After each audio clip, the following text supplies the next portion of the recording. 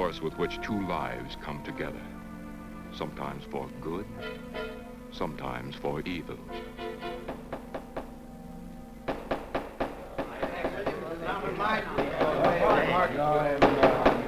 I say Williams is out of line on this. I'm definitely against it. Williams Seems to forget we have our stockholders to answer to. Phone Mrs. Williams, Della. Tell her to be ready in about an hour and I'll pick her up. Yes, Mr. You phone San Rafael and see if those papers are on the way over from the executive. Yes, Will.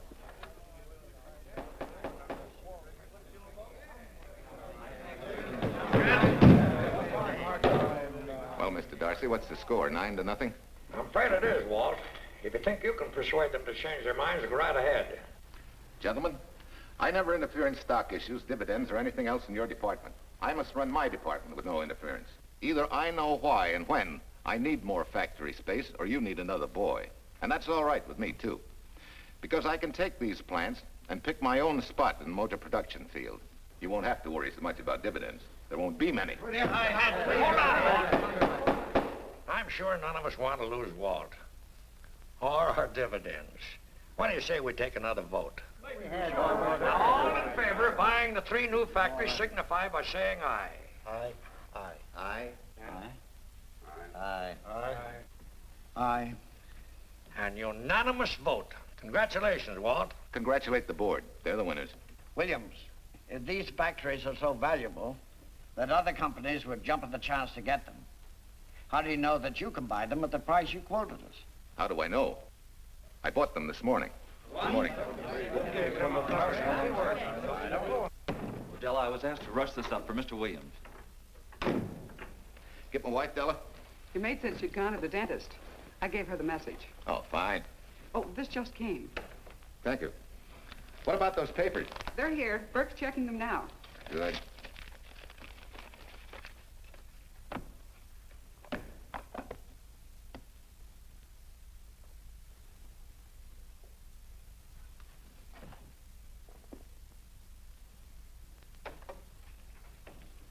Congratulations, Walt. Take a look at Clause 4. Those provisions haven't been clarified yet. Oh, no? I wanted to leave for Tahoe right away. Get Judge Deering on the phone, will you? Never mind. I can get faster action if I run out to San Rafael myself and stick with him till I write. Yeah? Mrs. Williams on 3.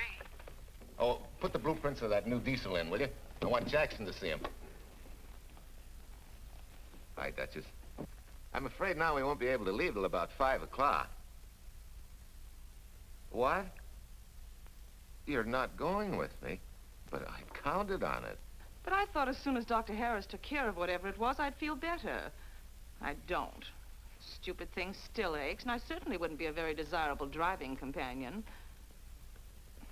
No, seriously, darling, you run along and buy your little factories and hurry home. I'll send you back to the office. And cheat me out of my goodbye kiss? Not a chance. I've got to drive over to San Rafael. I'll stop on the way. Love me? Bye, dear.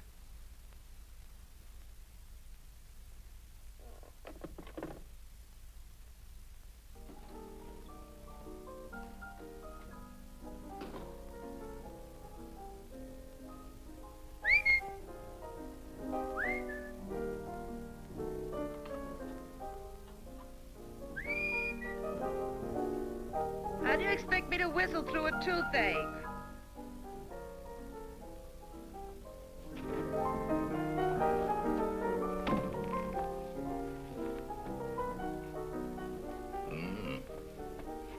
Nothing in the whole world smells as sweet as you do, Duchess. Certainly don't feel sweet. I was grouchy as an old bear. Well, old Doc Williams can give you something to fix that. Close your eyes. Relax a minute. Take a look at that and see if you don't feel better. Oh, Walt. Oh, darling, it's beautiful.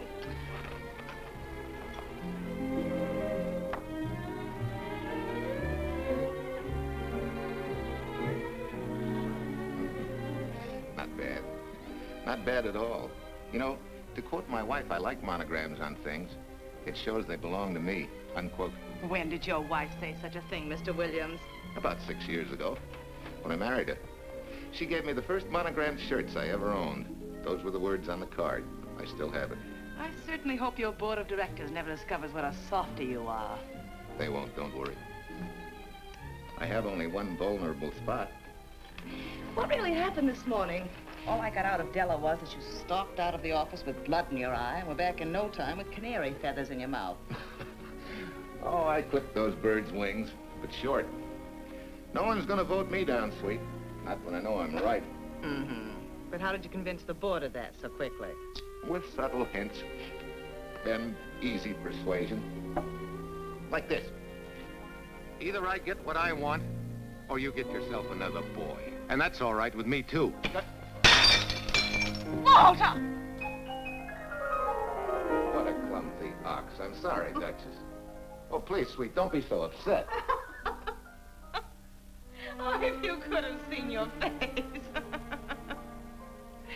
Oh, don't bother, dear. Sue Lynn will take care of that.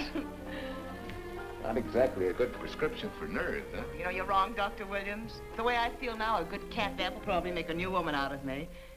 And if it's not going to make you too late... Yes? Well, I'm sure that by 5 o'clock I'll... Swell.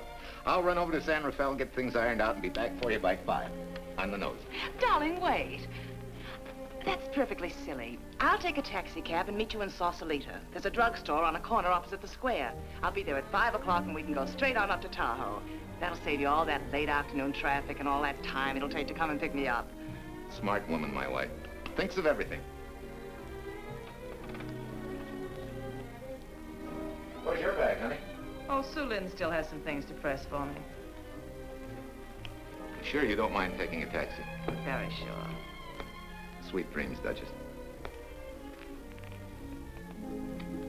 See you at 5. I better get going. Bye, honey.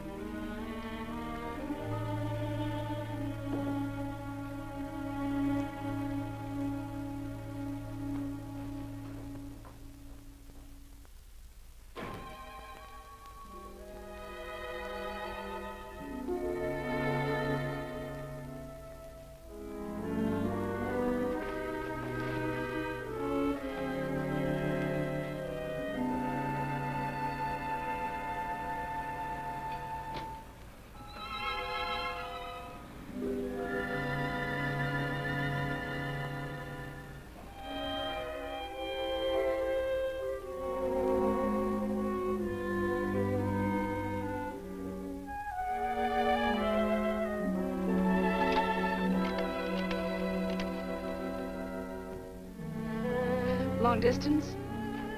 I want Berkeley 79721. Hello. Ah. Hiya, beautiful. Yeah.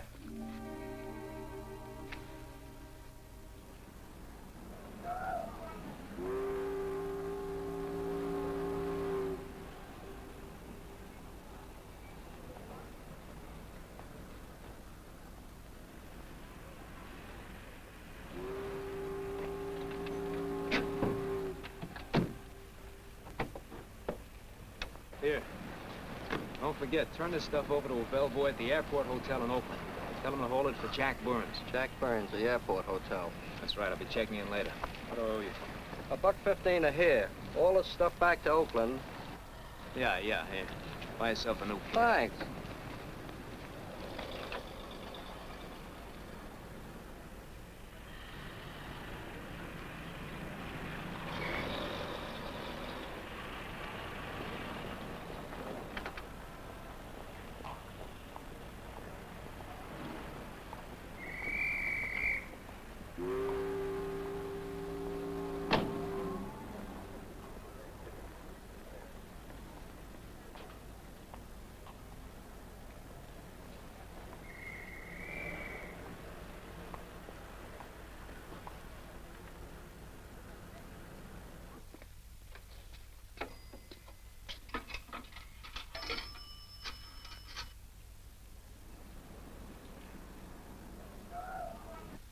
Hey, where's that new woman who was going to meet me? It's after 5 o'clock.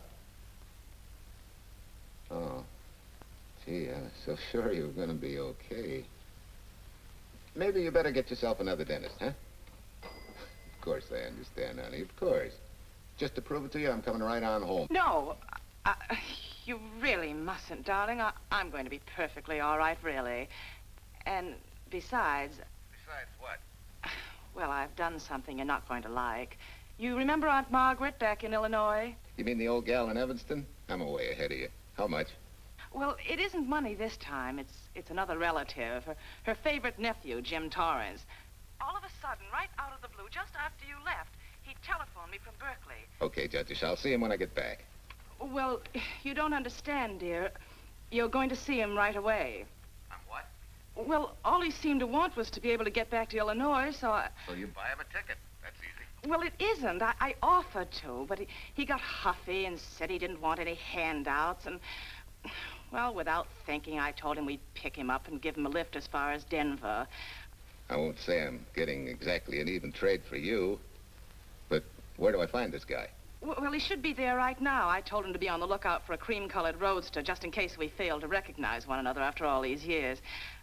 Oh, darling, you're such a lamb. You sure you forgive me? What do you think? Well, I better run along or Cousin Jim might get nervous. Take it easy, sweet, and miss me, will you? I do already. Don't drive fast.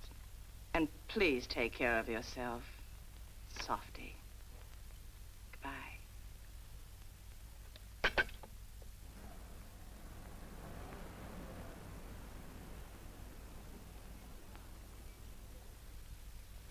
Hello, Della? Yeah, Mrs. Williams wasn't able to go with me. Now, while I'm gone, you see that she gets her roses every morning. That's right. But this time, on all the cards, put love from Softy. Yeah, S-O-F-T-Y.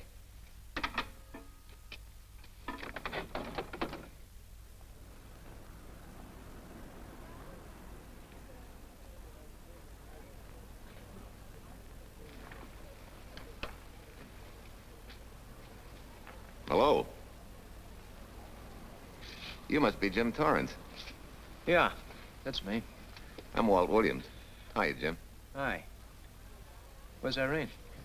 Oh, she's a little under the weather at the last minute. Worse luck. Oh, that's too bad. I was hoping I'd see her. Yeah, I'm disappointed, too. Where's your luggage? Oh, I'm wearing it. Less trouble that way.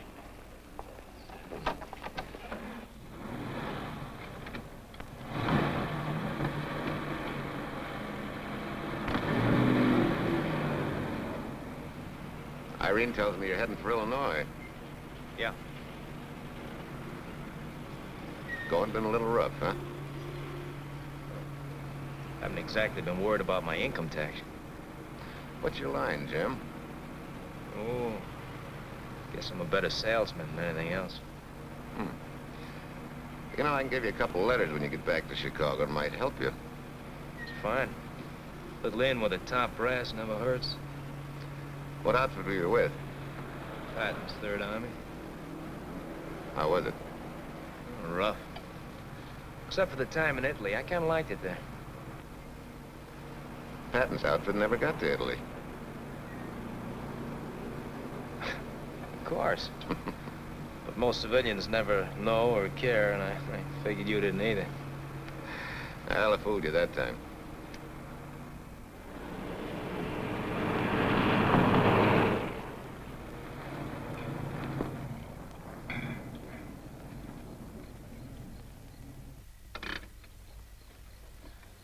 Our last chance to chow for a while. How about it? No, thanks. I grabbed a hamburger while I was waiting for you. I can still taste the harness.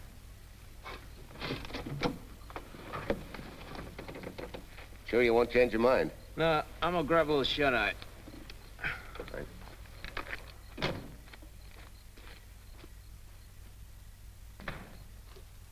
Chicken sandwich and a Coke. One chicken sandwich. Chicken sandwich coming up.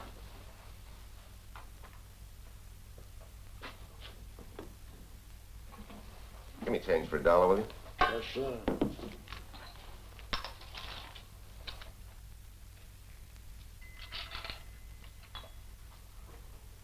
Thanks.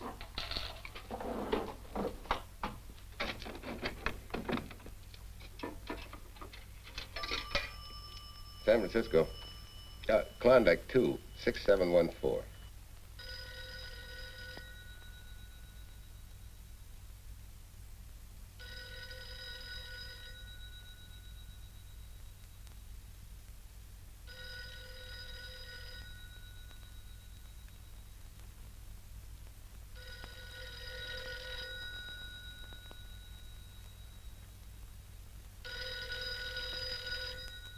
Klondike 26714 does not answer. Oh. We'll try Sutter 1, 2599, please. Bayview Apartments. Oh, yes, Mr. Williams. No, your maid isn't there tonight, sir. Well, she said Mrs. Williams was taking something to make her sleep and wasn't to be disturbed. But perhaps... No, don't disturb her. Just leave a message that I won't forget about a certain problem. Mm-hmm. I think I have it, sir. You want her to forget all about a certain problem. Softy, is that S-O-F-T-Y, sir? Softy is going to take care of it thoroughly. Is that all? Yes, that's all. She'll understand.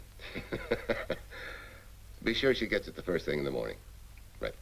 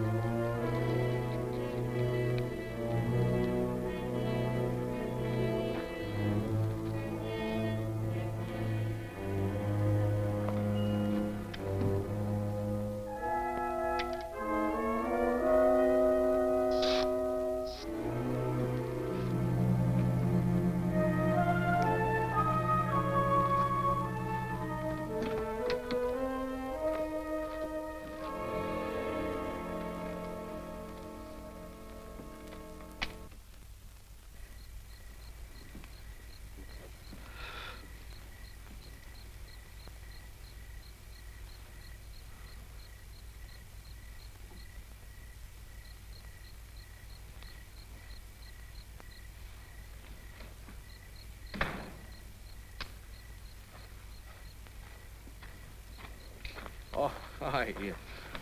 It's been so long since I've been behind the wheel of anything but a Caterpillar or a Jeep, I had to find out what a real buggy feels like. Why don't you drive for a while? Oh, swell. Nothing would suit me better.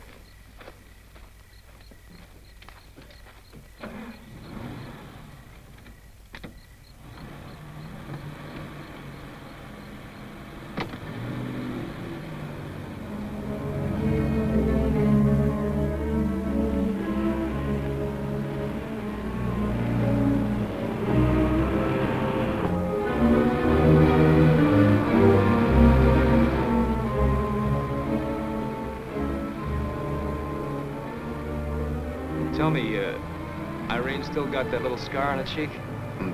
That one she got from the fall? Yeah. You can hardly see it now, though. How'd you know about that? She just got it last summer. Thought you said you hadn't seen her for years. Oh, from Aunt Margaret, of course. How else? She always sends me the news in her letters.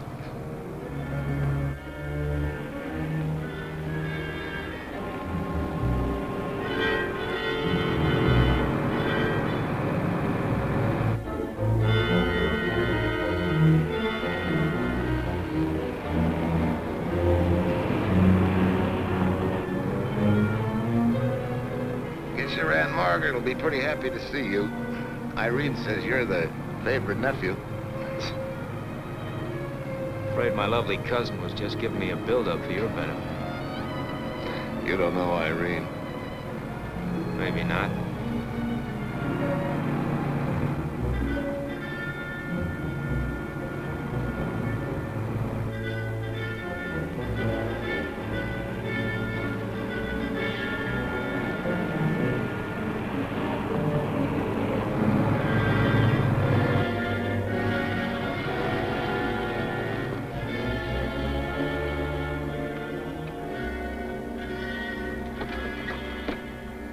What's the matter? I think we got a flat.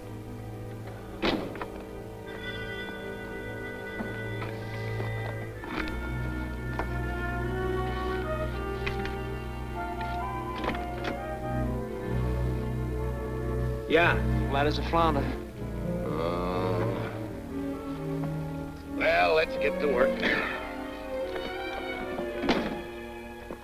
Hey, look out there, young fella. It's quite a drop.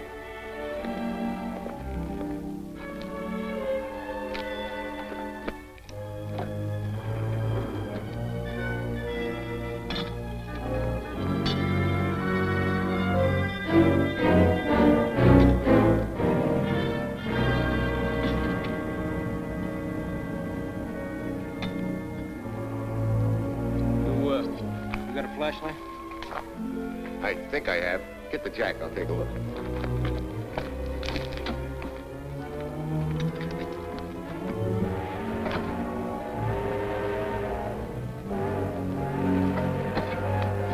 Did you find it? Yeah. Yeah, it won't be long now.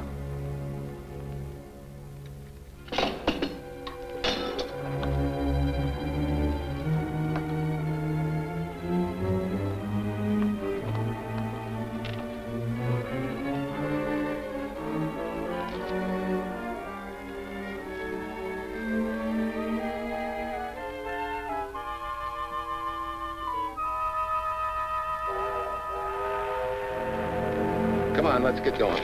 Wait a minute. Did one of your cufflinks fall out? Huh? Well, something dropped. I heard it fall right down there at your feet. Hmm. Well, he must have rolled under the car.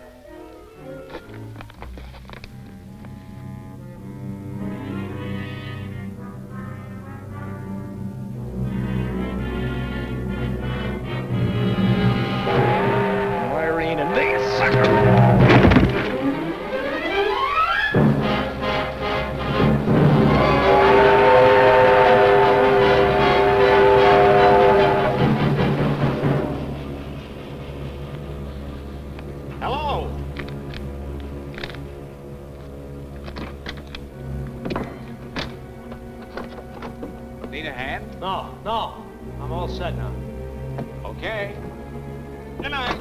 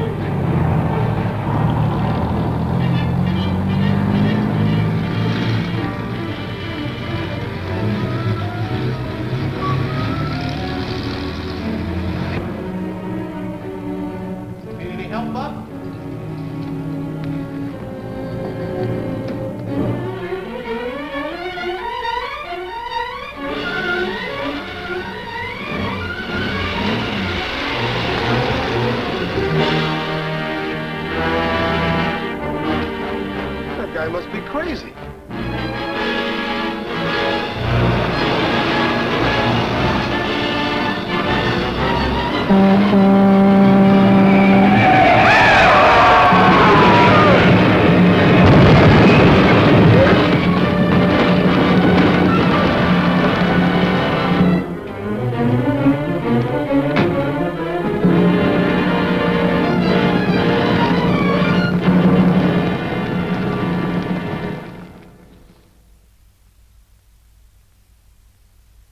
in case my husband should be late and have to rush for his plane. This will be taken care of. Thank you.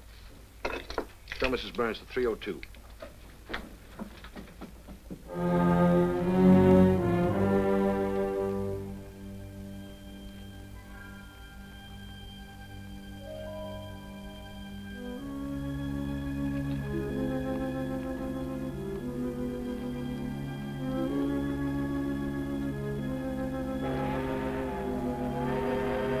Irene and me, sucker. From Irene and me, sucker.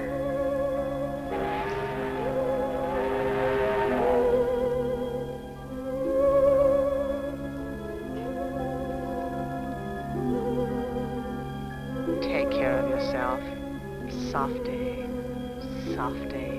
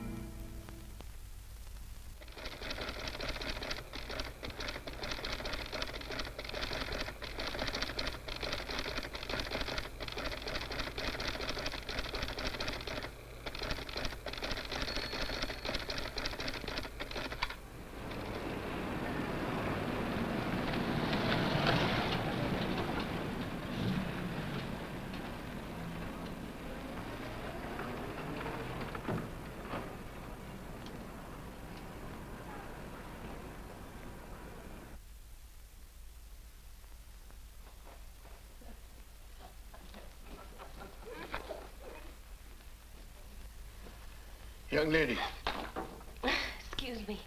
I want to see Mrs. Walter Williams. I'm sorry, sir, but she left orders not to be disturbed. I'm sorry, too. Lieutenant Quincy of the police department.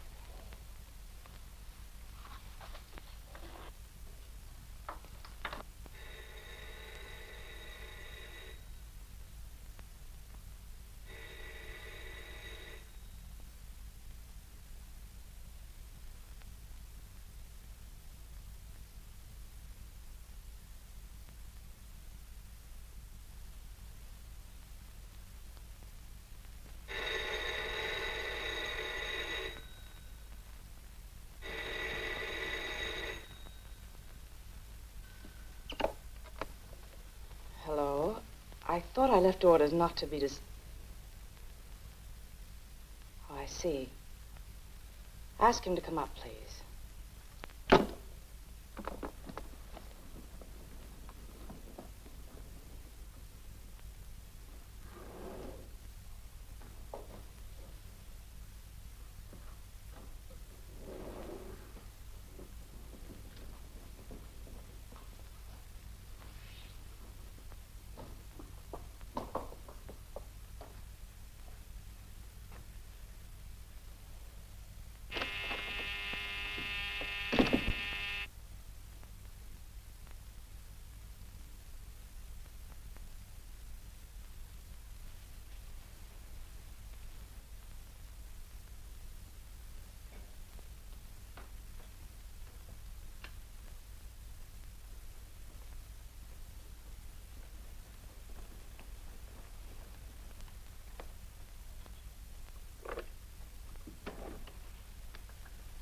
Yes? I'm Lieutenant Quincy with the police department. I'm sorry to disturb you at this hour, but... may I come in? Of course.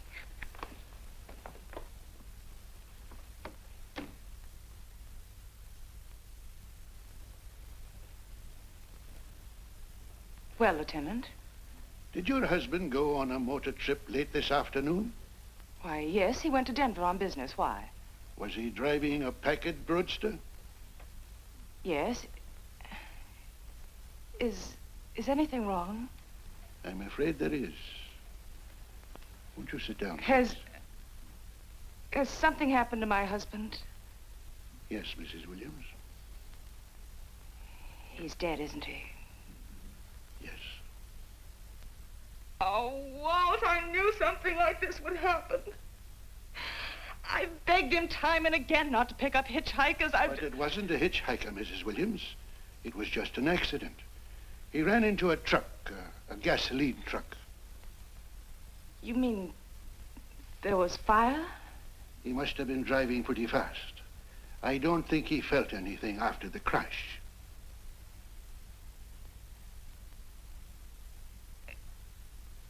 If there's nothing more you need me for, Lieutenant, I think I understand. And may I say you've taken this with a great deal of courage. Good night, Mrs. Williams.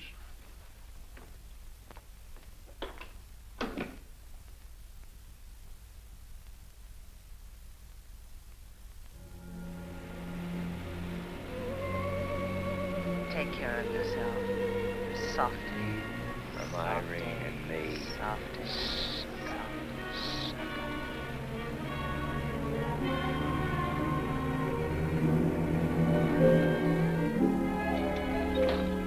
Ready? Yeah. That Williams must have been quite a guy. Yeah, he went to work for Universal Motors as a sheet metal worker. Mm-hmm. Less than 10 years, he's their top production man. Well, he sure went out in a blaze of glory. Yeah. Let's go.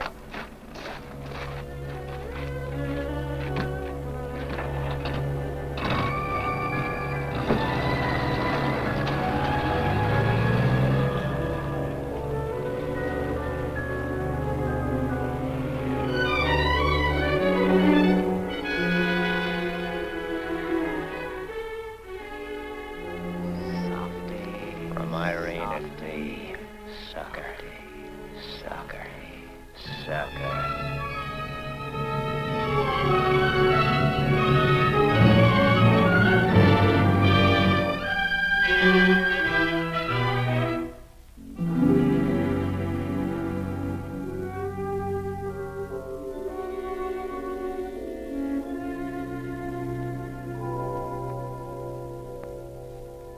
Well, could Mr. Burns have taken a later plane and still made connections for Mexico City?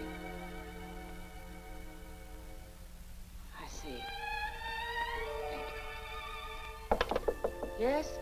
It is some telegrams for Tai. Just put them under the door, Sulin.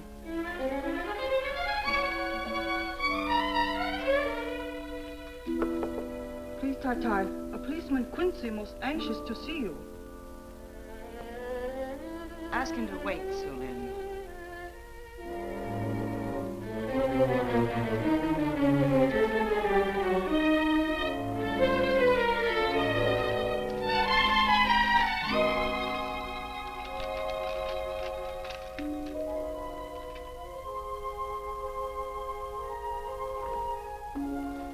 Mrs. Williams will see you presently.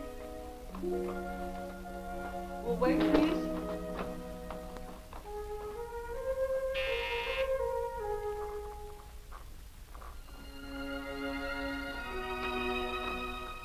Flowers for Mrs. Walter Williams. Thank you.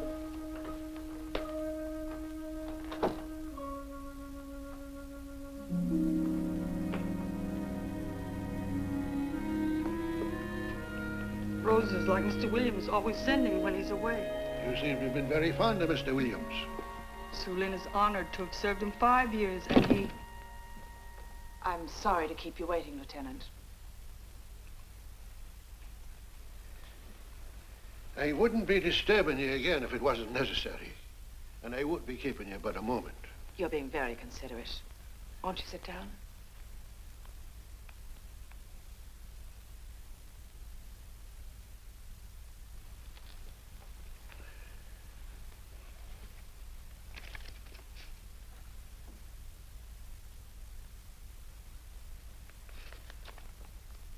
Everyone's been most thoughtful. And why shouldn't they be? Forgive me. I'm all right now. What was it, Lieutenant? The state police would like to have some information. They found some wavy skid marks for quite a distance on the road, as if the car had been out of control when it crashed. Tell me, was Mr. Williams a reckless driver? Why, no. He was a fast driver, but certainly not reckless. Well, was he a heavy drinker? Quite the contrary. Well, what about his health? Could he have had a heart attack and lost consciousness before the accident? Why, no. He was in perfect health, but he'd been working much too hard lately and was overtired. Perhaps he fell asleep at the wheel last night. Oh, poor darling. If only I'd been able to go with him last night, he might still be alive. Well, maybe so and maybe not. You mustn't blame yourself, Mrs. Williams. Fate plays an important part in these matters. Your handkerchief.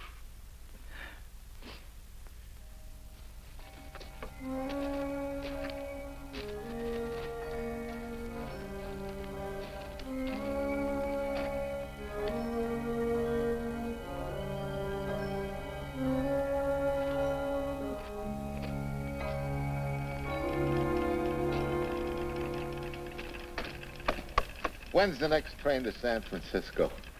10 a.m. tomorrow. You sure there isn't one sooner? No, I'm sorry.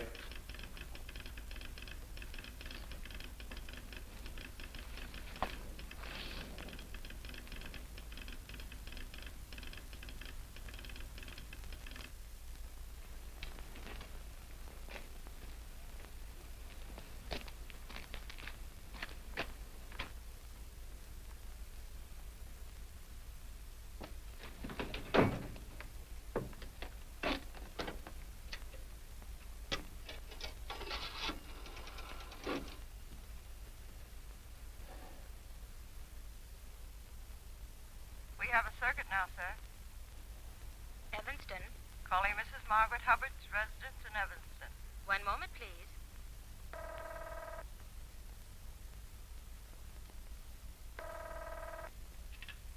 Hello? Mrs. Margaret Hubbard?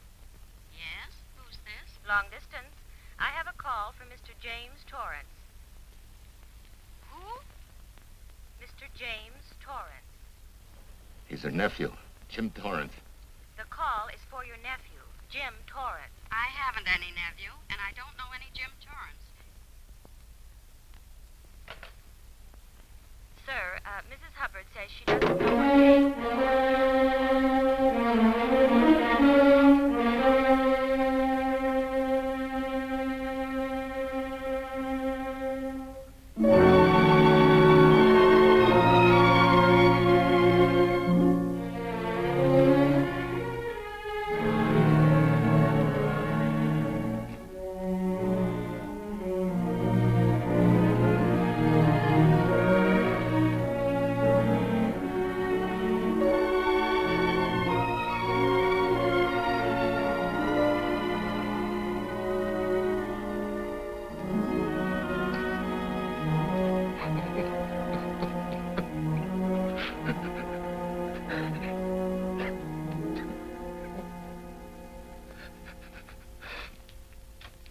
What's the matter, son?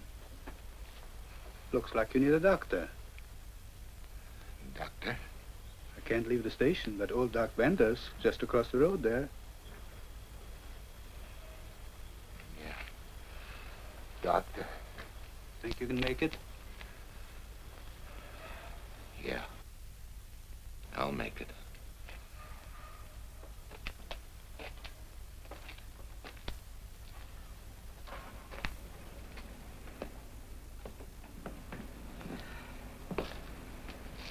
Now, take it easy, man.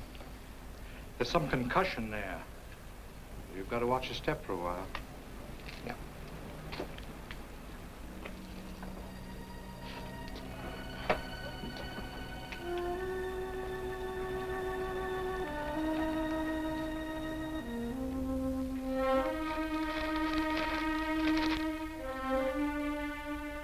Walter Williams' beautiful widow, who by her own request sat alone in the family alcove during the service.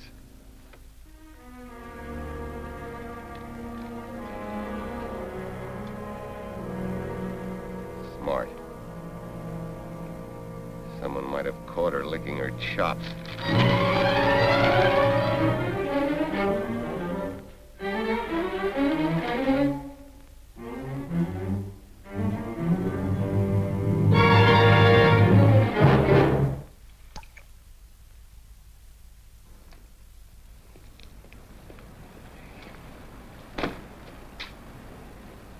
Hey, what's that?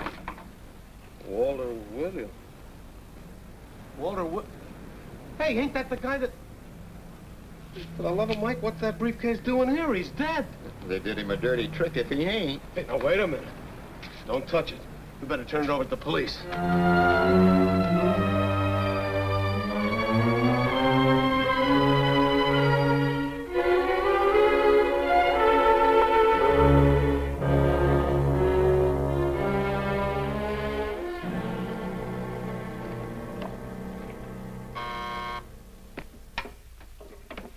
Homicide, Captain Callahan. Oh, yes, Chief. The Duke just came in from Washington. The fingerprints are those of a James Torrance. Yeah, I'm putting Quincy on it. Right. It sort of opens up a new can of peas on the Williams accident. There's the FBI reporting the guy. Playing with the lady's affection seems to come natural with him. All you got to do, Quincy, is find him. Yes, that's all I got to do. Last known whereabouts of Jim Torrance was in a moving van somewhere between Sacramento and Points East. Yeah, wait a minute.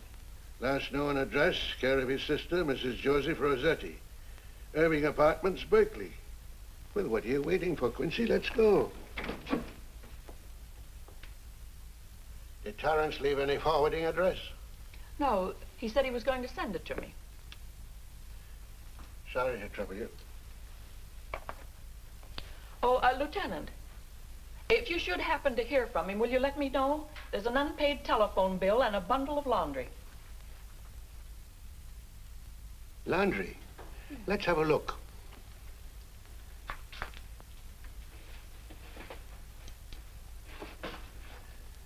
I may have to take this along with me. Not without a receipt, you don't. You mean you don't trust the police? In my business, you don't trust anybody. Mine, too.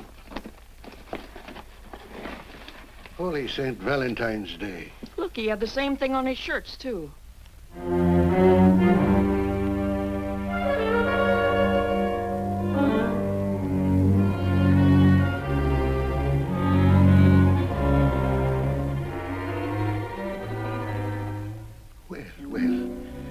Romance in your late tenant's life. Did you ever see the lady? You know, I never did. But I always knew when she'd been here, the wonderful perfume. I lay you 10 to 1 she's a rich widow. Could be. Wait, I'll get you his telephone bill. Pretty fancy stuff for a hitchhiker. Yeah, but he's a pretty fancy hitchhiker. According to the shirt maker, a certain lady in the town had these made special. And they're just like her husband's. Only his initials were WW. Sort of smells, don't it, Cal? Now take a look at this little item. It was also found in the laundry. I for Irene and W for... Well, it could be for Williams, too, couldn't it? Yeah. Homicide, Callahan speaking. Hello? Oh, hello, Fitz. Hello. What news? Oh? Any luck? Both days, huh? Swell. Have it typed up and sign it. This report of Fritz will be a nice little topper for this pile. His checkup shows calls from Torrance's phone to Williams's private number, and a flock of them going the other way, including one on the 7th and several on the 8th. The 8th, in case you've forgotten, is the date of Walt Williams' accidental death. Well, that ought to be enough to get an indictment out of the grand jury. Go pick her up. I'd like to play a long shot first. It might give us 2 for 1. Well, take 'em one at a time. A bird in the hand is not going to lead us to its mate. I'd like to give the lady a little more rope. Well, Thanks. I thought you'd agree.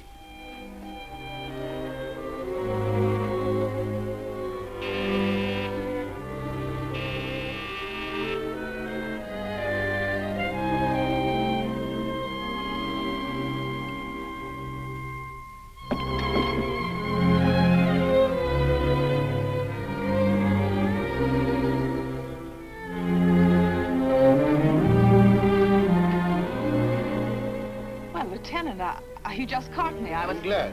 I have some rather startling news I thought you should know before it hits the headlines. Come in. Thank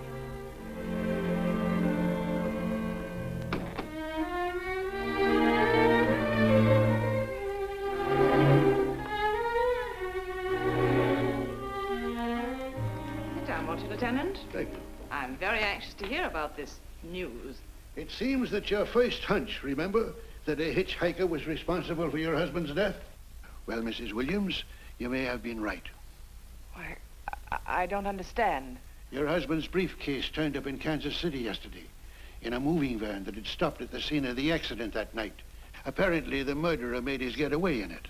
That explains the wavy skid marks that made us suspect your husband was ill or unconscious at the time of the crash. Yes, I suppose it does. And by now, the man is probably out of the country and never will be found. Don't you worry, Mrs. Williams. There were fingerprints on that briefcase. And as soon as we get the FBI report from Washington, his identity will be known and his description sent out on police broadcast. Oh, we'll find him all right. But just now we're keeping things quiet so the murderer will feel safe until we are ready to close in on him. Yes, I can see the wisdom of that. Yes, I thought you would understand and cooperate. As soon as we know his name, it is possible that you might recognize it as someone with a motive. There's that possibility. You know I'll do everything I can to help. I'm sure of it. Now I'll run along. You'll hear from me. I'll let myself out. Don't bother. And don't worry. Good day.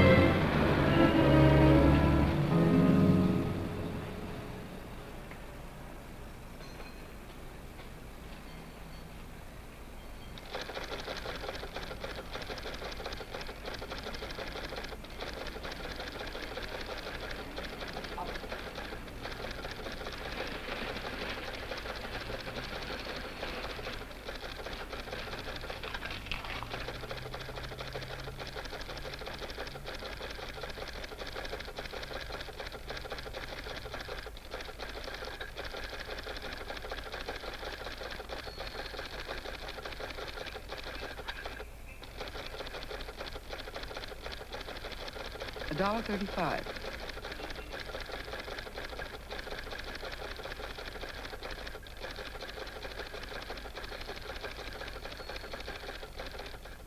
See, everything after the letter J in the first name has been obliterated by heavy writing over it.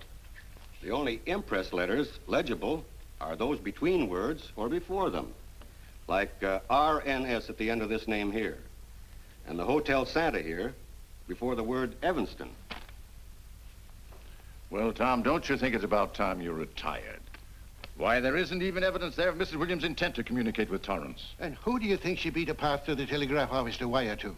The League of Decency? I'll tell you what I think, that you should have brought her in when I first told you to. By the time you get her now, she'll have figured out a way to tip Torrance off. He'd be that much tougher to find. Not unless she's tipped him off from your office. Ernie's got her on ice waiting for you.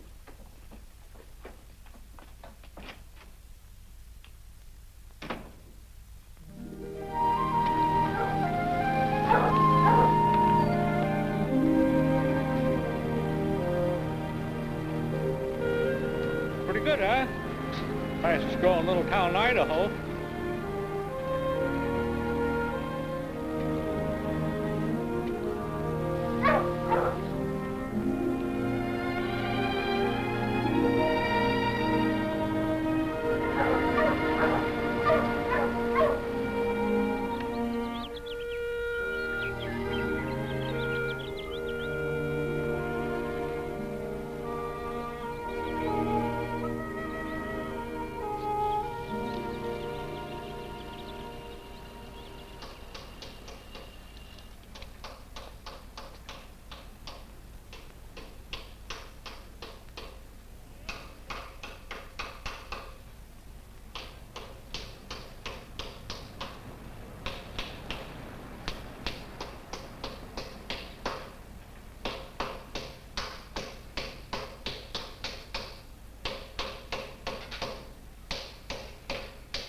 Have a heart, son. You trying to wreck that engine? Oh. Sure. It's a hobby of mine. The way you're going at it, you can't miss.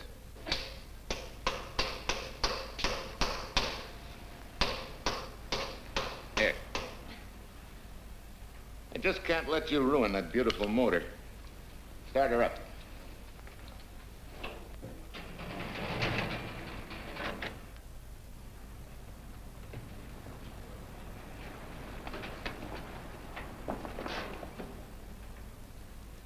Okay, start her up.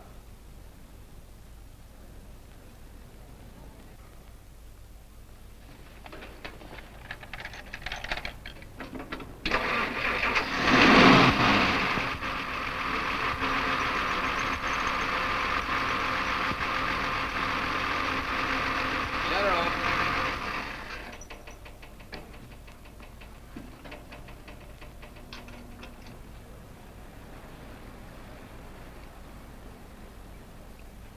You're certainly not a mechanic by trade.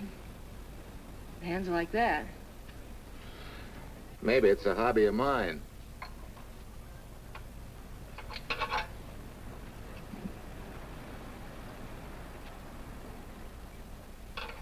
Gee, what happened to your head? Perhaps I was talking when I should have been listening. Okay? Okay by me. Thanks a lot, Hill. So long, Marcia. Bye. He's all right now. You better lay off though till the boss gets back. I'm the boss. I guess the new cars are a little bit over my head. Now, with a jalopy, it's different. Aren't there any mechanics around here you can hire? No, they all went over to the new factory in Mansville. I guess they got better wages. Tough break. Yeah. How much do I owe you? Oh, forget it. Well, I'll be shoving along. Well, at least have a cook in the house. You might as well. Marcia, can I use your phone a minute, please? Sure, help yourself, Uncle Ben. Never rains but what it pours. 650, please. Flat tire this morning. Now the danged engine stalled on me. Nice and cold. Wilson's garage? No, I did not give you the wrong number. Fine thing using my phone to cheat me out of repair bills. Aren't you ashamed? You gave me the wrong number. 650, please. You're a nice girl, Marcia Peters, and your ma's a fine woman. And I'll always buy my gas and oil here. But you ain't never gonna tinker with my car again. Busy? Busy. Always busy. Yeah. Wait a minute. We're not so busy. Would you like to do another good deed and give Uncle Ben a hand? Why not? Where is your car, mister? Maybe I can help you. Why, are you a good mechanic? Very good. And very reasonable. Well, just what you need, girl. Better hire him. It's an idea, Uncle Ben. Come on. Thanks for the Coke. Sure.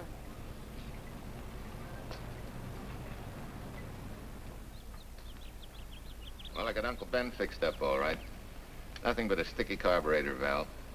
Bye. I hope he paid you. What for? It only took a minute. You're certainly not money conscious, stranger. There. This is no kind of work for a girl. Well, somebody has to do it if I want to stay in business. And I want to.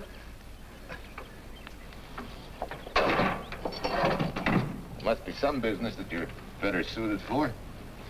Couldn't you lease this place to somebody? Sure. I did while my husband was overseas. But when he was killed in Okinawa, well, we'd made a lot of plans for the future here. And I had a hunch he'd like it if I took over and tried to make a go of it. Takes more than a hunch to do that. I got along famously. Business has been fine until lately when the help got short. Could be again. I had a good mechanic. Yeah. You sure need one, all right. Well, for Pete's sake, say yes or no. Do you want the job or don't you? You mean you'd hire me without knowing anything about me? You can repair automobiles. What else do I need to know? Except your name. Well? Why not? Sure. I'll try it for a while till you get someone permanent. The name's Bill Walker. Okay, Bill, it's a deal. And maybe if business gets real good, you'll want to stay. Well, don't count on it. Where's this go, on the rack? Yeah.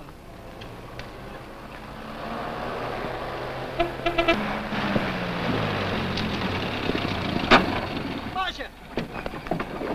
Marcia! It happened! It's a boy, 8.5 pounds. Pair of shoulders like a prize fighter. Well, congratulations, Papa. How's Jane? Ah, perfect. Everything's perfect. Gotta get down to the store and tell the gang. Almost forgot.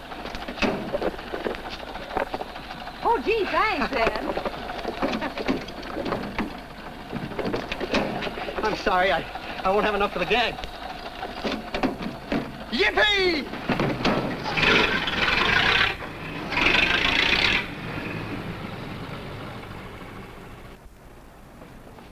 Maybe you can use this token from the slightly delirious new father. Thanks. Say, we haven't settled the matter of wages yet. Maybe I can't pay your regular salary. Suppose we leave that open till you find out how much I'm worth to the business. Doesn't seem to be any business right now. Might be a good time for me to get rid of this beard and find a place to board. We live right next door. I'll go ask Mom. She'll know of a place. Sort of a peaceful house. I noticed it this morning. Oh, gosh, I forgot. She's down helping Mrs. Wellesley with her canning. Mom finds homes for everything from stray cats... To stray mechanics? Well, you're not a stray anymore. I'll go phone. Pearl? 674, please. Hello, Miss Wessler. May I speak to Mother? Hi, Mom. I've got some good news for you. I hired a man for the station. Yeah. No. Nobody we know. He's from out of town. Needs to place a board. You got a good one up your sleeve? Okay. Says she has to meet you first to come home for supper. Huh? And you like apple or cherry pie? Cherry. Cherry it is, Mom. See you later. Oh, now I gotta get rid of this. Hey, where's the nearest barber shop? The one and only, just up 2 blocks. Tell Judd you're working for me. When you get back, we'll close up and go home. Thanks.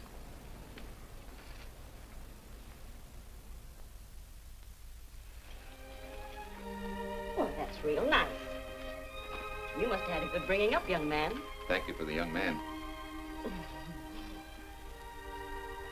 We thank thee, O Lord, for thy bounty, and ask thy blessing on this food and on the new friend who shares it with us. I hope you're good and hungry, Mr. Walker. Who wouldn't be?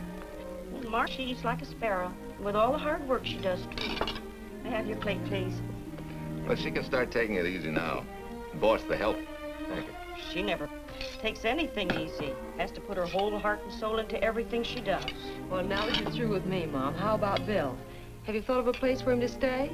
Well, why can't he stay right here? We have a spare bedroom going to waste.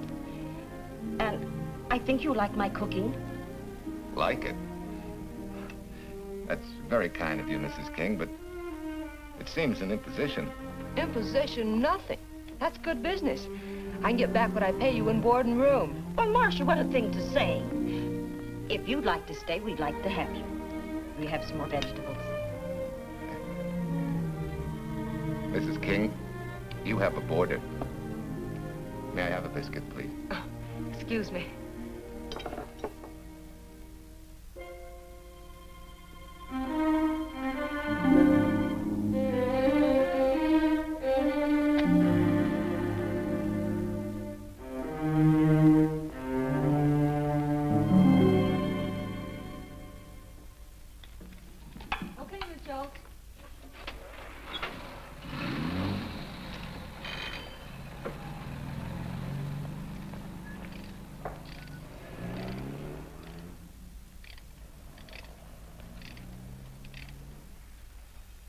It's wonderful the way tools seem to come alive in your hands. You seem to sort of come alive, too. As though you got real pleasure out of working with them. I do. When you're doing a job with them, you can't think of anything else. Bill, if something's bothering you, why don't you get rid of it? What would you prescribe, doctor? Amputation. For that stupid chip on your shoulder.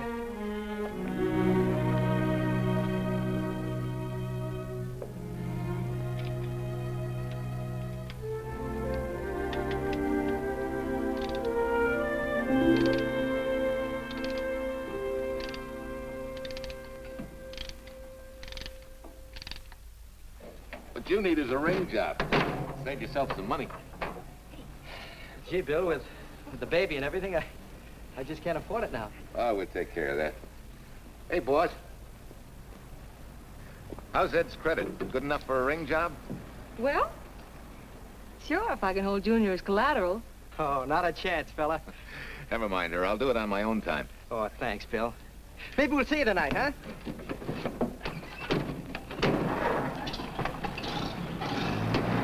Some shoulders, huh? Yeah. Some father, huh? Bye, Marcia. Bye, Marcia. Bye. Nice kids. Say, was Ed clowning about their being hard up? No. Things have been pretty tough for him ever since he got out of the service. Fix a car for him, Bill, and only charge him for the labor, okay? Then he gets it for free. I'd already figured on knocking that off. Say, we could make it an anniversary present. Anniversary of what? Junior's arrival, and mine, 3 months ago today. Time certainly flies. That was a lucky day when you came to MP service. Your work's been bringing in a lot of business. I'm glad of that. Hated to have fallen down on Mom and you. Say, look, boss, why don't we three celebrate tonight and go to the movies? Ed said he and Jane were going. Well, that lets Mom out. She'll be babysitting. I'd love to go, Bill. I haven't been in ages. Here's your opportunity. Go to work.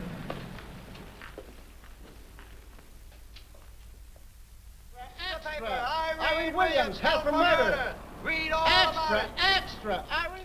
This is Sheila Graham with the latest news of the shocking Williams murder case.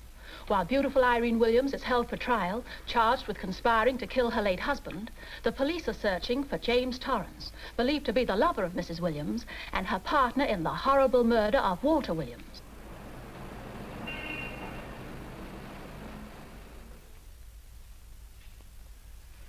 If I'm handling your case, my dear Mrs. Williams, I want 1/3 of everything you get. You're out of your mind. You don't realize what I'll get as Walt's widow. Perhaps you don't realize the spot you're in. Torrance's fingerprints were found not only on your husband's briefcase, but, in a manner of speaking, on your reputation as well. There's a detective named Quincy, a very smart cookie. He isn't exactly for you. Frankly, Mr. Warner, I'm beginning to wonder if my attorney is for me. Underestimating the enemy's ammunition would scarcely be wise. Now, if we can get to trial before Torrance is found, they'll never get a conviction. But... But what? If he shows up, we may have to fry him. Oh, no. Let's not cross that bridge until we have to. But if it comes to a choice, we're not going to burn, are we?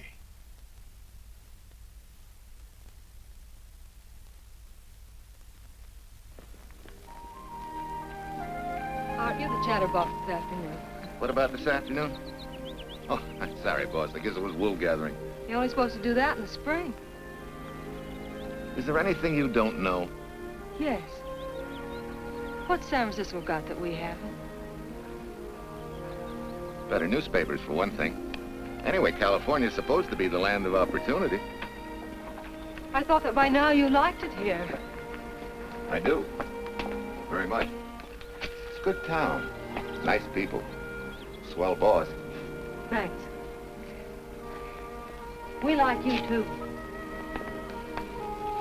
No fooling, Bill. You'd be surprised how many people ask questions about you.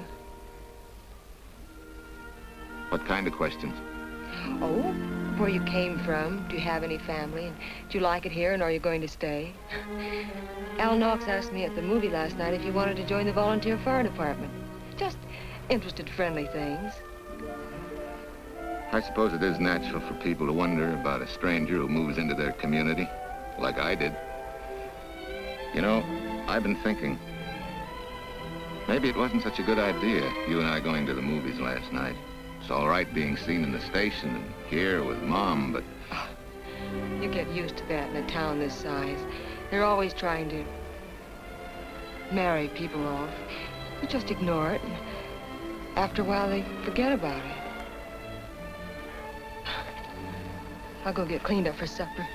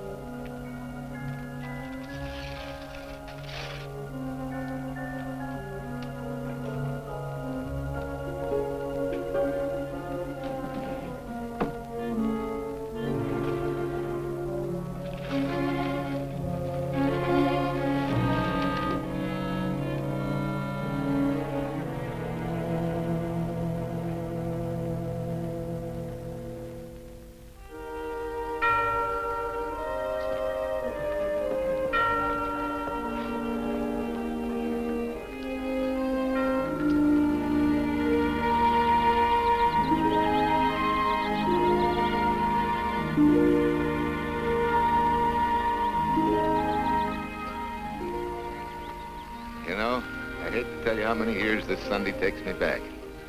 Did you always fall asleep during the sermon? I wasn't asleep, Mrs. Peters. I merely closed my eyes to concentrate. Oh, so that's what you call it.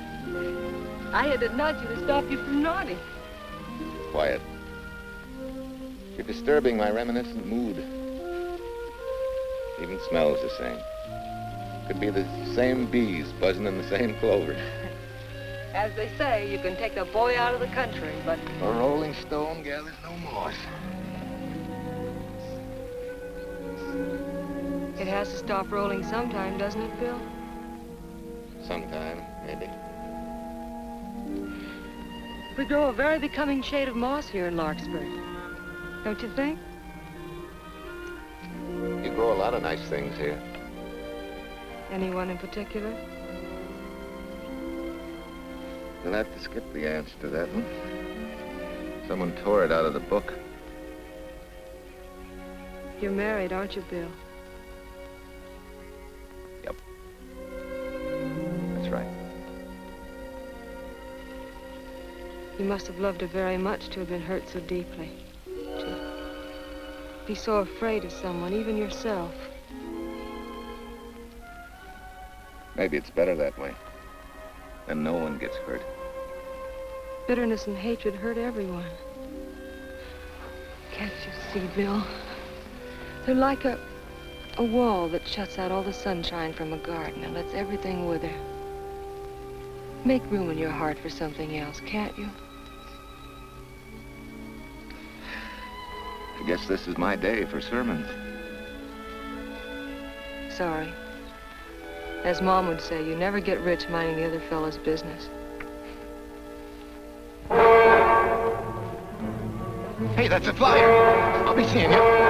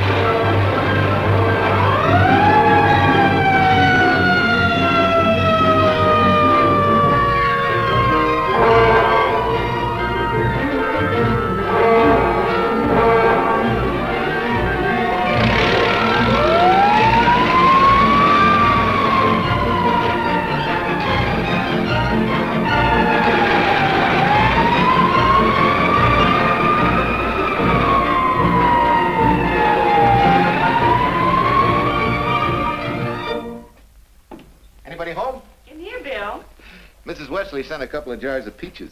Said you helped her can them. Oh, thank you. When I delivered the doc's car, he insisted that I have a bite with him. Where's the boss? Took the book back to the library for me. Huh? What a day. Hey, what's the idea? Are you darning my socks? Well, I thought a drawer full of holy ones isn't doing you much good. I found it when I put fresh papers in your bureau yesterday. You have a heap of things that need mending, haven't you, son? Does Marcia know? Do you think I'd tell her? This is your problem, Bill. Because I found out about it doesn't give me the right to tell anyone else, not even Marcia.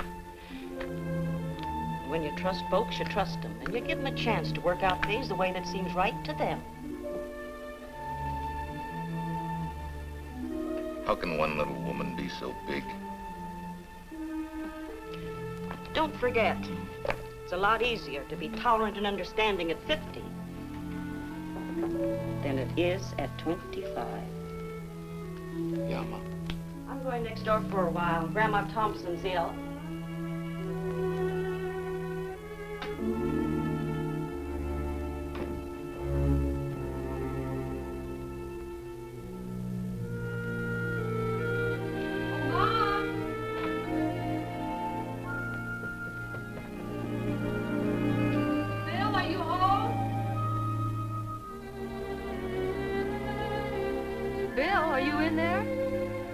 Yeah.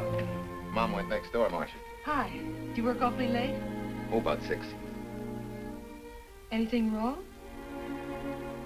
Come in. I want to tell you something. I'm checking out. Has something happened? No, just... I'm doing what I should have done a long time ago. Moving along. But why, Bill? My name isn't even Bill. There isn't any Bill Walker. I'm Walter Williams. The late Walter Williams. Walter Williams? I don't understand. You may not even after I've told you, but at least you'll know the whole story. Sit down, please.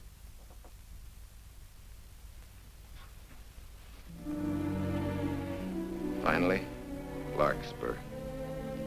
And you. From there on, you know. I'm glad you're going back to make things right. Going back?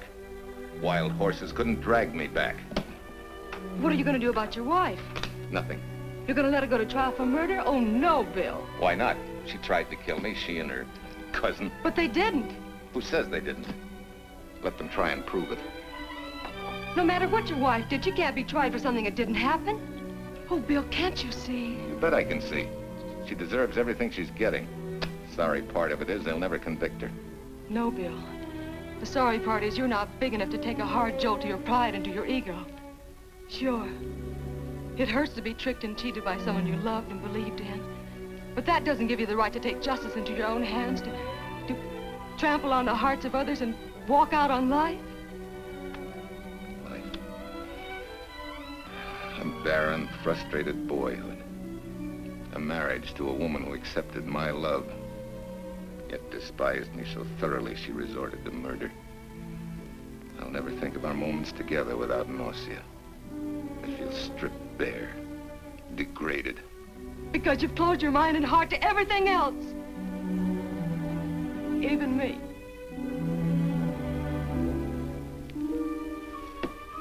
Oh, Bill, please. Don't destroy the one chance we have for happiness. We haven't got a chance. Doing the right thing never works out. I know. In this world, you turn the other cheek and you get hit with a lug wrench. Forget me, boss. Try and forgive me.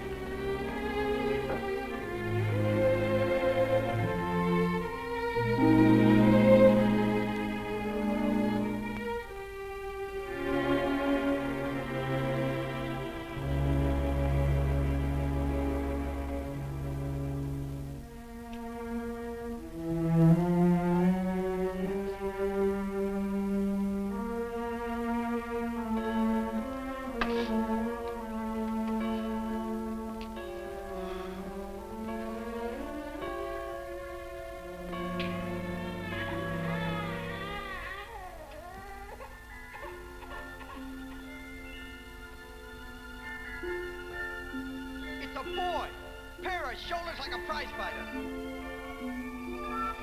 You know, I hate to tell you how many years this Sunday takes me back.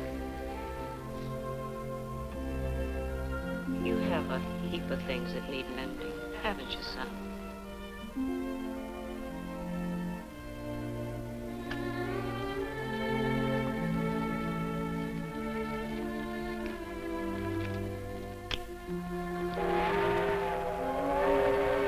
Take care of yourself. Softly. Softly.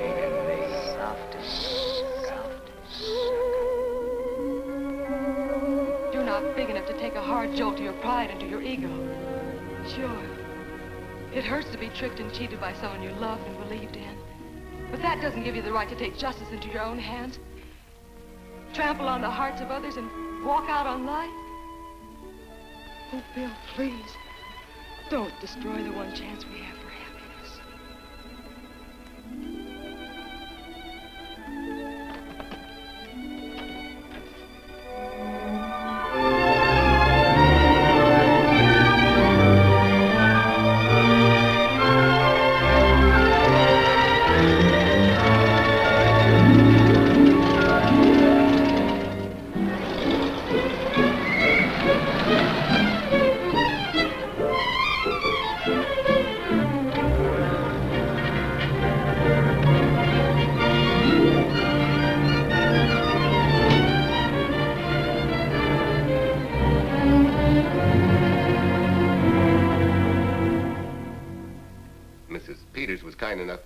To substantiate at least the Larkspur portion of what I've told you. Very thoughtful of you, Mrs. Peters. Mr. Williams, when you read in the newspaper that the hitchhiker who attacked you had been, well, a close friend of your wife's for some time, it must have been a great shock to you. I didn't come here to discuss my emotional reactions, Lieutenant. If you need me for anything further, Captain, my office will know where to reach me. Let's go, Marshal. Just a minute, Mr. Williams. We'll need your signed statement for the grand jury when we ask for your wife's release. It won't take long to be typed.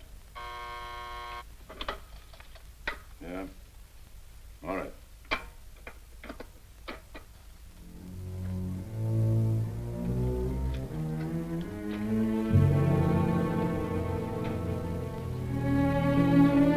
Come in.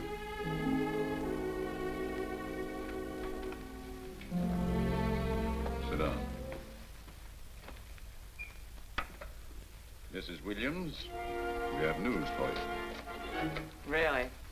I can scarcely wait.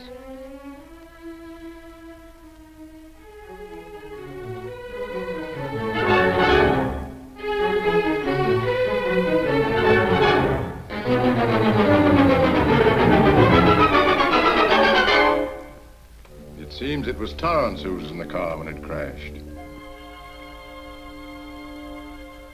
Jim? Dead?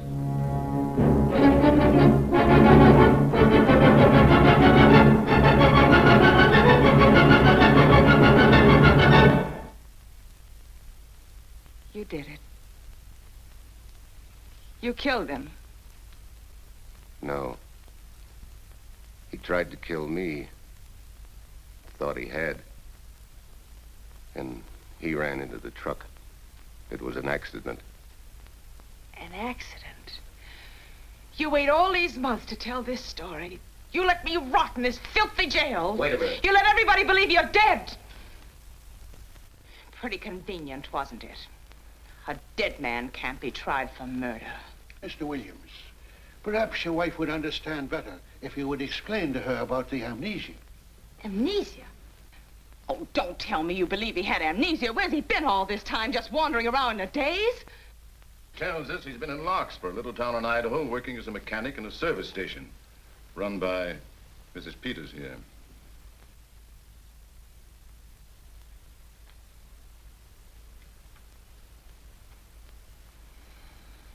I understand perfectly. Now that my chance for happiness is dead, I suppose you'll demand the divorce I begged you to give me so that I could marry Jim. That's fantastic. Yes, isn't it?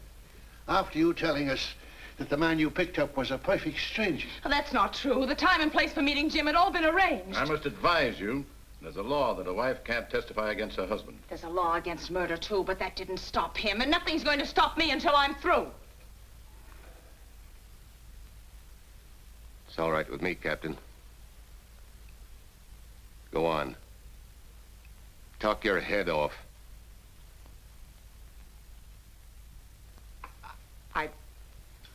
I was to have gone with him to Denver.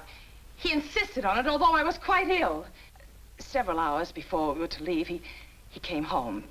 There was a violent scene. He threatened to kill me unless I agreed to give up Jim. And I wish he had. This is incredible. Not one word that she has said is true. Then you have nothing to worry about. Mrs. Williams, was there a witness to the threats you mentioned? No. Unless the maid overheard. She was in the apartment. In fact, she picked up the pieces of the vase that he threw at me. Where's she now? I don't know. She left me suddenly after all this began. Please, could the questions wait? I feel rather ill. Will you have Mrs. Williams ready for the grand jury at 10 o'clock tomorrow morning? That's all.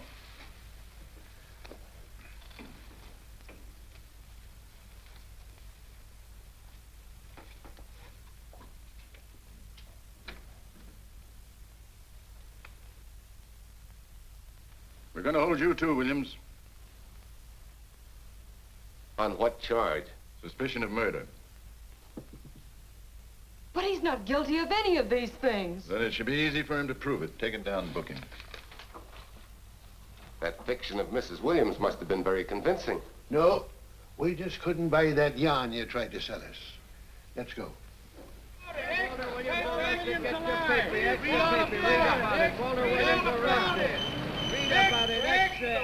Watch me, wife freed and murder charge. Extra, get your paper. Walter Williams charged with murdering wife's lover. Extra, get your paper. Irene Williams goes free. Husband held. Extra, get your paper. Wife freed and murder charge. Walter Williams charged with murdering wife's lover. And Daly's going to cover Williams' office. Okay, boys, hop to it. I want all I can get by 10 a.m. tomorrow for the grand jury. Okay, Chief. Oh, Tom, don't miss a bit. Dig up everything you can on Williams and the Peters dame. You sort of believed Irene Williams' story, didn't you, Ben? She made better sense than he did. Well, sure, she's a better liar than he is. Don't forget, I went all through her grieving widowhood with her. She's a bad customer. Well, that's for the grand jury to decide, and Williams insisted on letting her talk. So it's his funeral. Funeral, all right. Especially with that yarn he told. But murder's out of character for him. There's a few pieces missing somewhere. There might be in Idaho, if it's not too much out of character for you to get going. You're going to miss me, Cal, when I retire next year. Maybe I'll join Private Eye and solve your cases for you.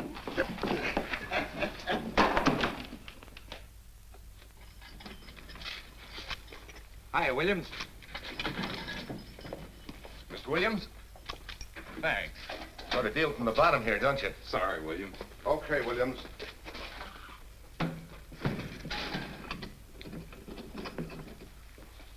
Well, not very good news, judging from your faces. Well, Walt, the grand jury returned indictment against you. Mrs. Williams was released. I see. Now, don't you worry, Walt. We'll have you back at work where you're needed, and in short order. Come on, Eldridge. There's a visitor waiting far more attractive than we old fogies. We're just leaving, Mrs. Peters, but remember, don't hesitate to call on me for anything. Thank you so much.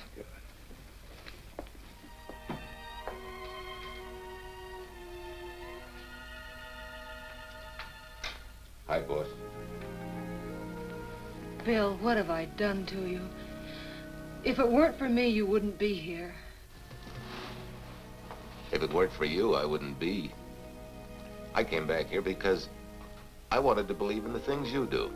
I still do, no matter what happens. Will you do something for me? Go back home, where I know you'll be taken care of. Not a chance. You'll have to think up a better reason than that to get rid of me. I'm a big girl now. I've just been to Larkspur, Williams, where I found these newspaper clippings. Of course, some of them are 3 months old, but you seem to treasure them, so I brought them along. So? I don't think they exactly substantiate your claim of amnesia. As if you were interested in substantiating any claim of mine. Now, let's get one thing straight. Most people, when they get in a jam, think the police are only interested in the prosecution. Our job is to get the facts, the truth. And the truth never hurt anyone but the fellow that lied. Unless he was a beautiful woman. Oh, quit kidding yourself, Williams. You made the boner. I had no more to do with Torrance's death than you did. And out of the whole population of Northern California, you just happened to pick up a hitchhiker who happened to be your wife's boyfriend. Ah, have a heart, Williams. I suppose you'll tell the truth when you take the stand, but you better have some mighty conclusive proof if you expect the jury to believe it. Wait, Lieutenant. Bill, we all know you're not guilty, but we're going to need help to prove it, and need it badly. Lieutenant Quincy can't take sides, but if we're right, he has to be on ours. And I have a hunch he wants to be. Why don't you tell him the whole story? All of it. Please. I'd like to, Quincy, very much. Guess I should have told the whole truth in the first place. But I wanted to clean this mess up with as little scandal as possible.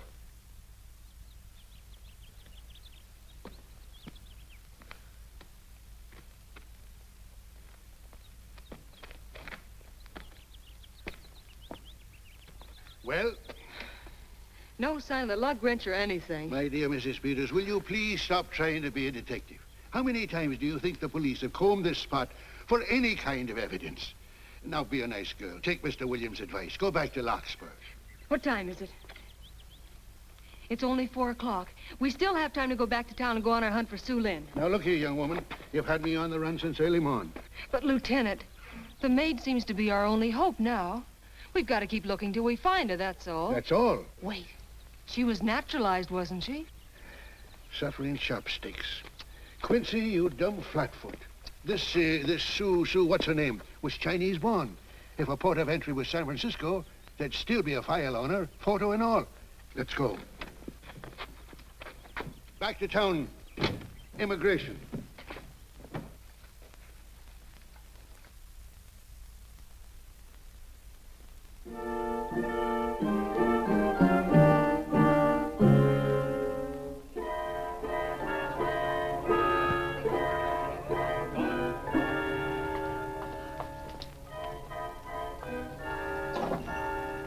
The council has given us the right lead.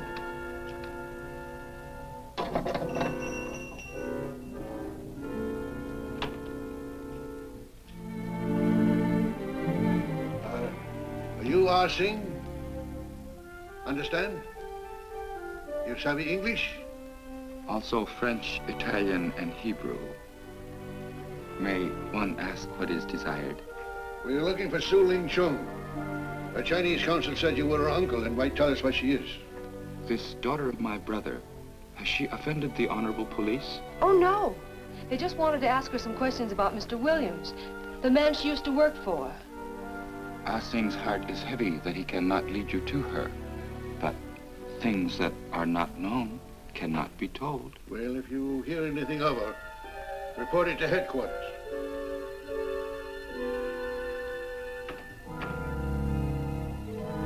Then, untruth is not good for soul, and not wisdom when told to policemen. Better for the soul to be kind than to be wise. Sulin must keep silence to help in this matter.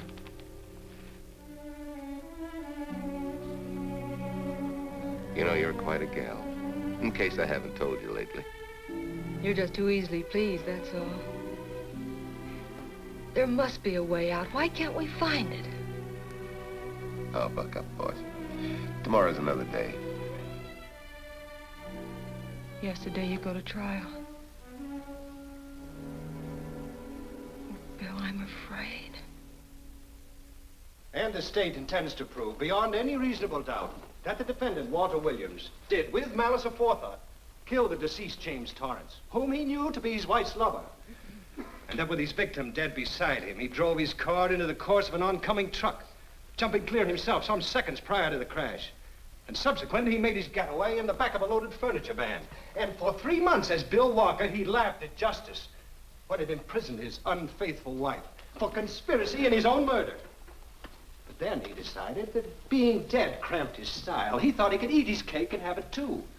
So he returned, most anxious to explain his long absence and to right the dreadful mistake that had imprisoned his wife for 3 months. Ladies and gentlemen, it was a cold-blooded, premeditated murder and must be punished to the fullest extent of the law. Call the first witness, please. Captain Callahan, did Walter Williams tell you what suddenly cured his amnesia after 3 months?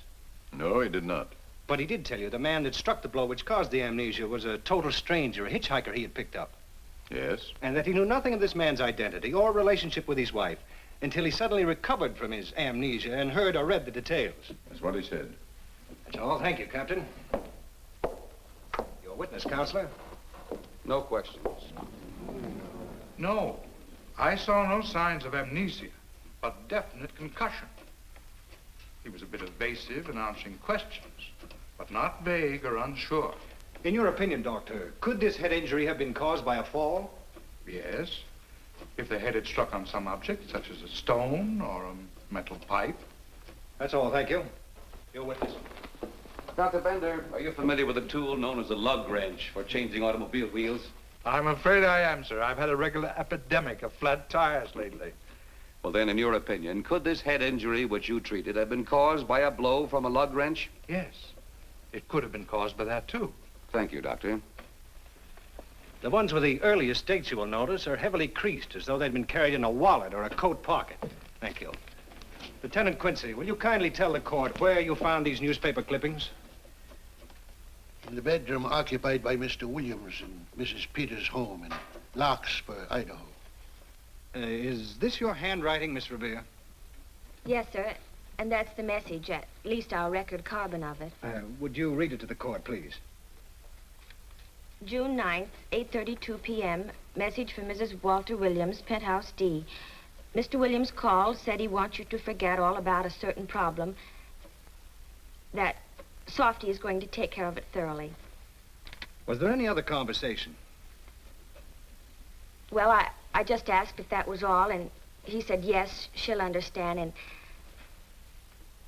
and sort of laughed as if it were a joke and hung up. Some joke killing the wife's boyfriend. That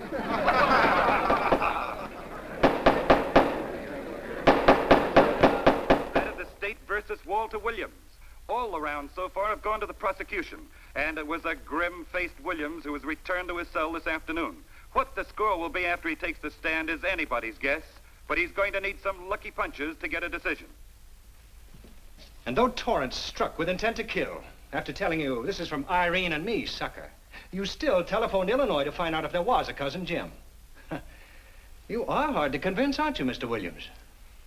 Is it so incredible that a man should fight against believing such a thing about his wife? Oh, that is very touching. From a husband who planned a trip on which he intended to destroy his wife and did kill her lover. That's a lie. Your Honor, I object to the conclusions drawn by the prosecutor and move that it be stricken from the records. But, Your Honor, there is a corpus delicti, remember, who was your wife's lover. Objection sustained. There's also her own story, which in front of witnesses you insisted she tell. And then we have your own two different stories from your own lips. One featuring a perfectly strange hitchhiker, the second an equally strange Cousin Jim, without a questionable substantiation for either bit of fiction.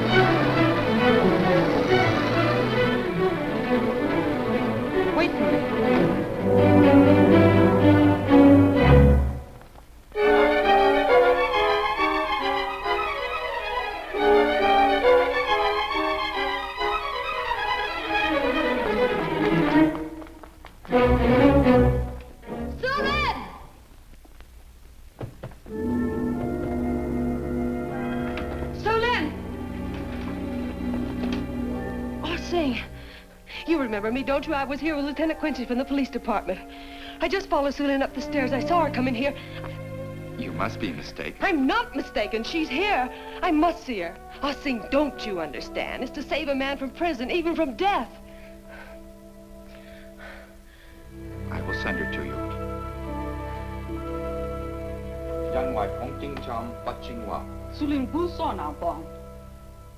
Oh, Sulin, we've been looking for you all these weeks. Mr. Williams needs your help so desperately. I cannot help. You must forget that you found Sulin. Forget it? But you're his only witness. You're the only one that can help. Not as a witness. Only with silence can I repay his great kindness to me and my family in China. Why? For I heard other things. That most unhappy day. From Mrs. Williams' bedroom, his voice very loud and angry. A flower vase broken to pieces. He can explain all that. They do not believe what he's already told. That I heard anything would do harm. Don't you see?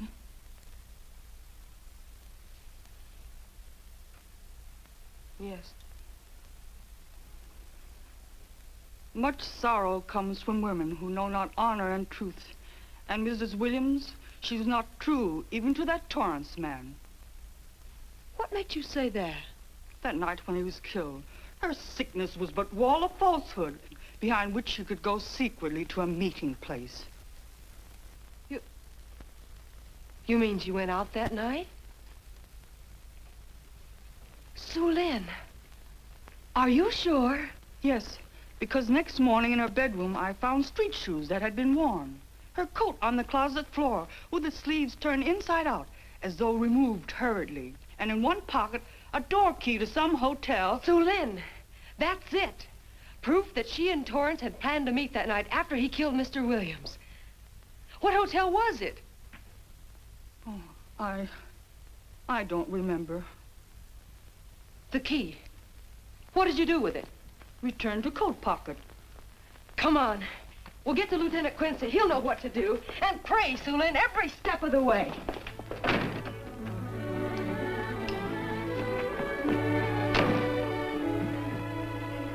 Now hold everything. Even if this long shot don't work out, we'll just keep on pitching.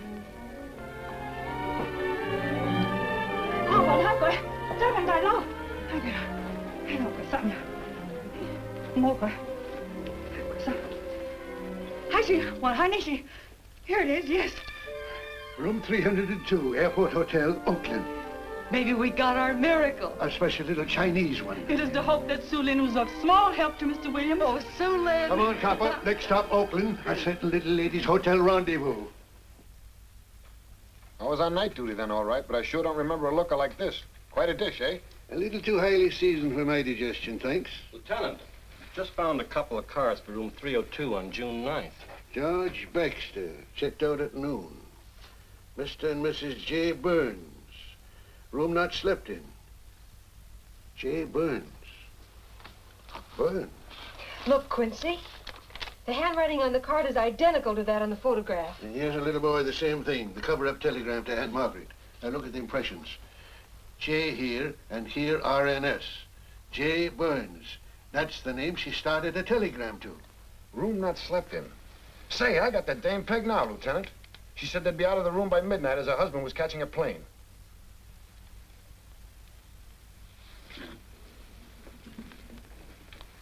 But Quincy... Reservation for Sam Andrews. Yes, sir. This ties it all up, doesn't it? Yeah, like a greased pig.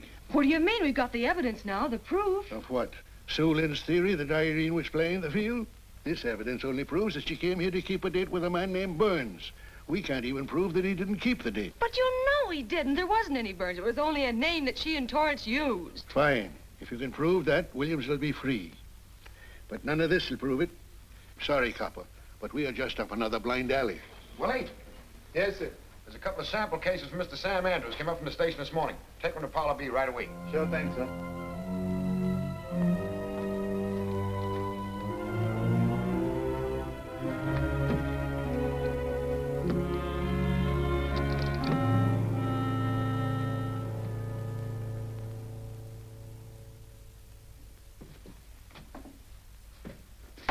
Be seated. Case of the state versus Walter Williams. Proceed, Mr. Aldrich. Your Honor, we will call Mrs. Irene Williams. Take the stand, Mrs. Williams.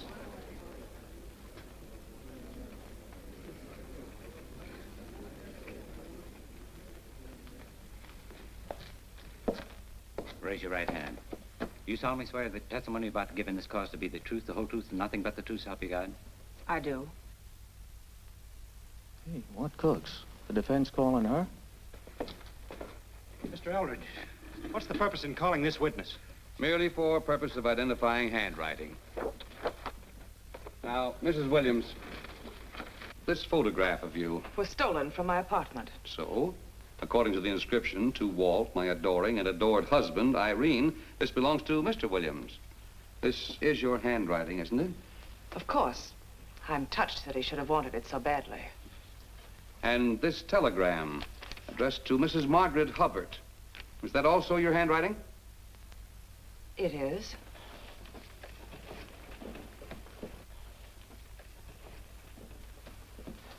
Now, Mrs. Burns, I mean Mrs. Williams, this photograph is inscribed to Jim, my adoring and adored Irene. Did you write this too? I see no point in all this. Merely answer counsel's questions. Did you write it?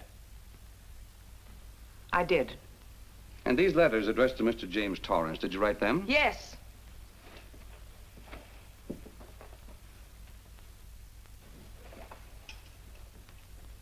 And this monogrammed garment, A gift from you to Mr. Torrance? Why must I be tortured again by all this? I never made any secret of my love for Jim Torrance.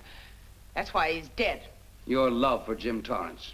Yet on the very night he was killed, you had a rendezvous with a man named Burns, didn't you? I don't know what you're talking about. I don't know any man named Burns. I was at home that night, very ill. Oh, yes, the sleeping pills. Well, you must walk in your sleep then, for you spent at least part of that night at the Airport Hotel in Oakland, where you registered for Mr. and Mrs. J. Burns. Don't waste the court's time trying to deny it.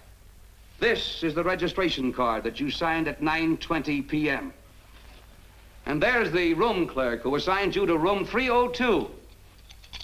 And this, Mrs. Williams, is the key to room 302, which you very carelessly left in the pocket of a coat which was found in your closet yesterday. All right, I was there. Now are you satisfied? Not quite. This J. Burns, Mrs. Williams, was his first name Jack? Yes. Have you been in contact with him lately? No, no. How long since you've seen or heard from this Jack Burns? Well, I don't know. I don't remember. You bet she doesn't remember, because there isn't any Jack Burns, and there never was. That was an alias for Jim Torrance. And it was Torrance who was to have met you that night, after your charming little plot to kill your husband had been duly executed. It's not true. It's not true. I have bad news for you, Mrs. Williams. I can prove it's true. These pajamas, these letters, this picture, all of which you identified for the court, were found in this suitcase, which is full of the clothes and personal belongings of Mr. James Torrance. And the suitcase was found in the baggage room of the Airport Hotel, where it's been held since June 9th. And it says on this tag, in large print, hold for Jack Burns. That is all, Mrs. Williams. Just a moment, Mrs. Williams. Your Honor, in view of the evidence presented, we now ask for a dismissal of the state's case against Walter Williams. And we intend to charge Irene Williams with conspiracy to commit murder against her husband, Walter Williams. Oh, no.